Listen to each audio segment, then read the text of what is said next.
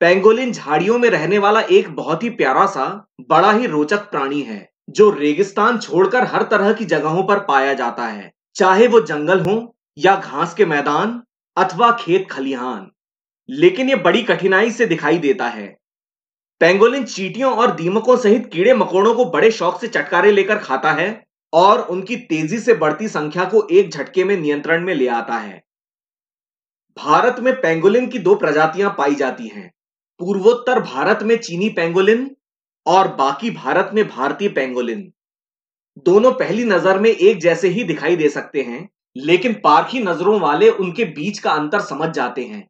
मसलन चीनी पेंगोलिन के बाहरी कान होते हैं, जबकि भारतीय पेंगोलिन के बाहरी कान नहीं होते। भारतीय पेंगोलिन की महीन बालों से घिरी कांसे के रंग की पट्टियां पूंछ के आखिरी छोर तक होती हैं, जबकि चीनी पेंगोलिन की भूरी स्लेटी पट्टियां पूंछ के अंतिम भाग में नहीं होती। और चीनी पेंगोलिन पूंछ के सहारे लटक भी सकता है। आज पेंगोलिन बहुत तेजी से खत्म हो रहे हैं। इसके अनेक कारण हैं। एक तो हमने बड़े पैमाने पर कीटनाशकों का प्रयोग कर करके चींटियों, दीमकों और कीड़े मकोड़ों को खत्म कर दिया है। दूसरी बात, देसी झाड़ियों की जगह ले ली है विदेशी अतिक्रमणकारी झाड़ियों ने, जिन्होंने जंगलों और चारागाहों पर कब्जा कर रखा है। और इसीलिए भारत में इनको खाने वाले कीड़े गिनती में उतने नहीं हैं जितने कि देसी झाड़ियों के हुआ करते हैं। तो पेंगोलिन का प्राकृतिक भोजन तो समाप्त हो गया और तेजी से घटते जंगलों और झाड़ियों और दम तोड़ते घास के मैदानों ने पेंगोलिन का घर बार संसार ही नष्ट कर दिया। और फिर सबसे बड़ा कारण है अवैध शिकार। इसकी खूबसूरत पट्टियों को लेकर तो ये चोर शिकारियों के निशाने पर हमेशा रहता ही है। आदिवासी इसका मांस भी खाते हैं।